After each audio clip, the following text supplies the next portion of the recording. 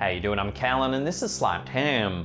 Today we're looking at some allegedly haunted Airbnbs. So hit that subscribe button and get ready for more creepy content just like this.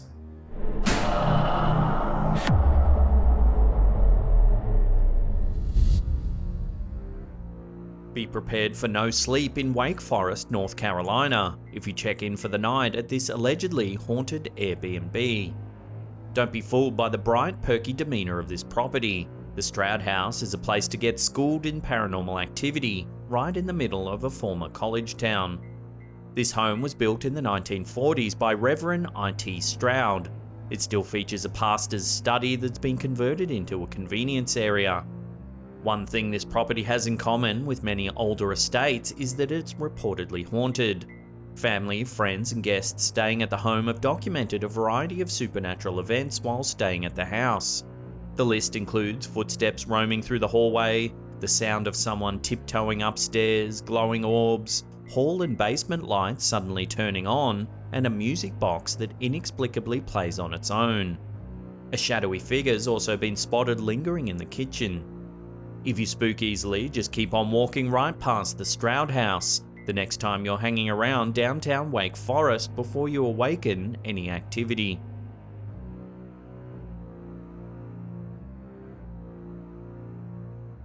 The man that you might see lurking about inside the chamber won't be a bellhop or concierge. The raven-haired man has long tresses hidden under a cap. He's been known to suddenly appear over the shoulders of guests. He's a ghost at this haunted Airbnb.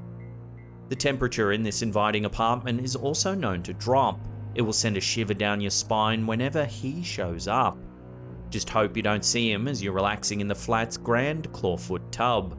It's illuminated by the light of a flickering 5-light chandelier that can be found in the bedroom suite.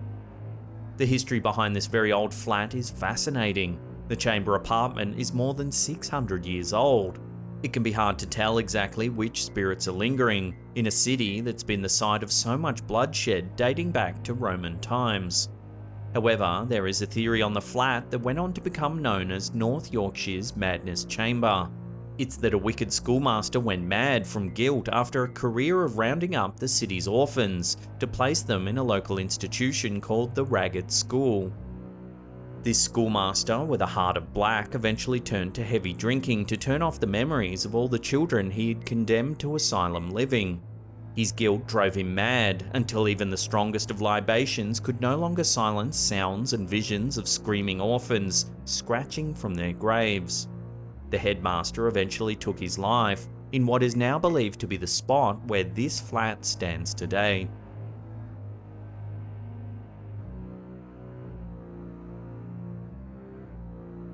The front facade of the Manor Master Chamber is pretty much the picture you'd see if you looked up haunted house in the dictionary. This is a mysterious, quirky home full of Victorian wallpaper, spiralling staircases and strange nooks. The owner of this rare haunted Airbnb has some confirmation regarding the spooky happenings taking place.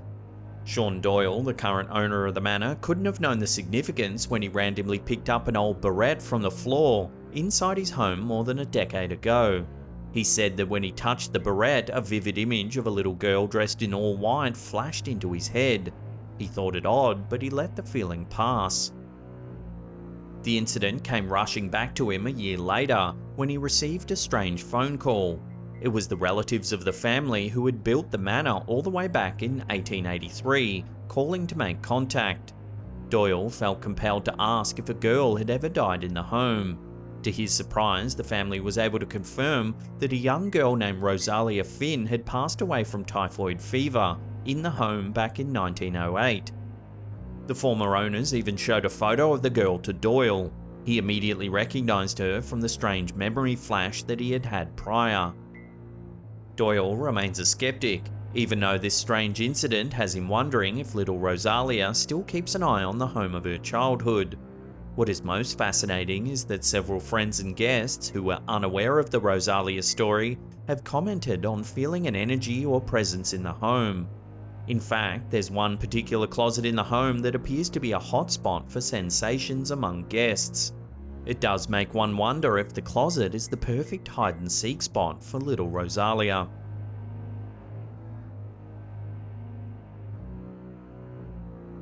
It takes a lot to be considered one of the best haunted houses in one of the most haunted cities in the US. New Orleans is notoriously a city of spirits. However, the property known as the Haunted Bedroom was recently named one of BuzzFeed's top 10 haunted Airbnb locations.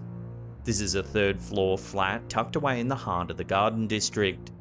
Guests enjoy a queen-size bed, private bathroom, and a gorgeous balcony that looks out over the Big Easy. Touches like stained glass, grand chandeliers, and massive oak trees that obscure parts of the property add to the moodiness of the estate. However, the dramatic look of this property gives way to a mostly uneventful style of haunting. It turns out that the ghost of the haunted bedroom in the Garden District of New Orleans is quite shy. However, those who do encounter her see a young girl in a beautiful yellow dress from the 1890s. Yes, coming for the ghost is reason enough to check in. However, this property is worth a stay even if haunted happenings don't eventuate, simply because of how decadently ornate and charming it is.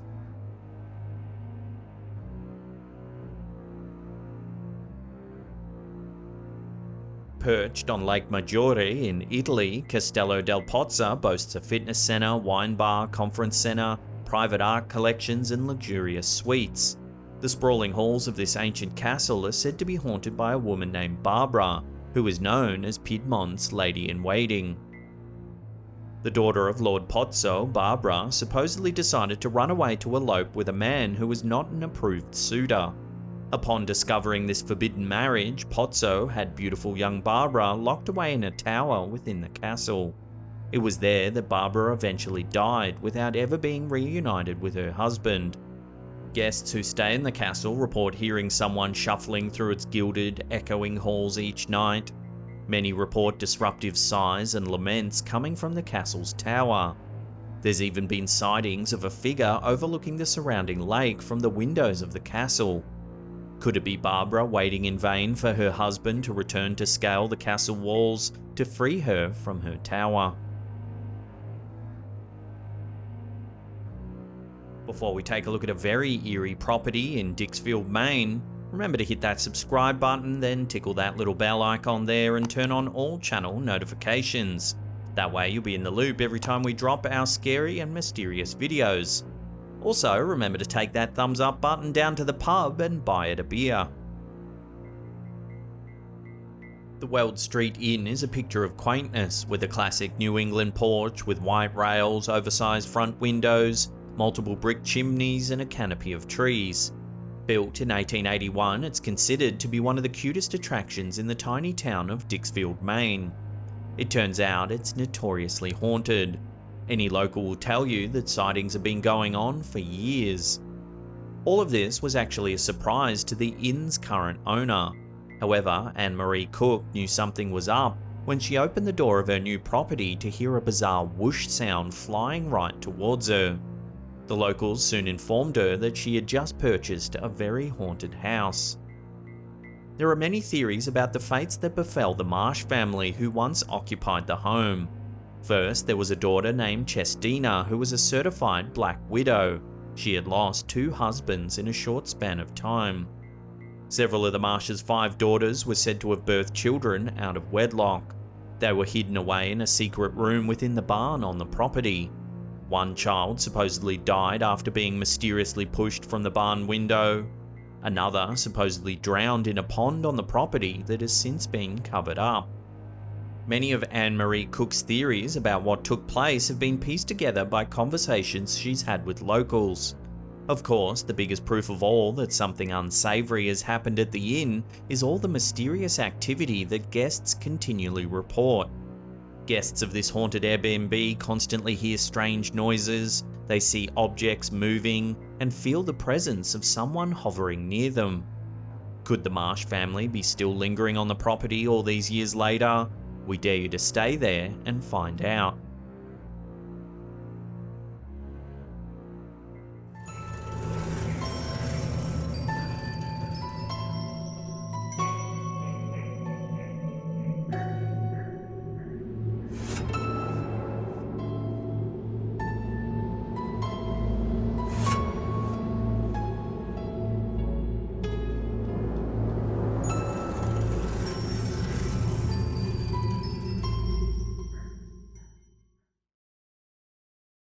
Now, if you can't get enough of the old slapped ham, then don't worry, we've got you covered.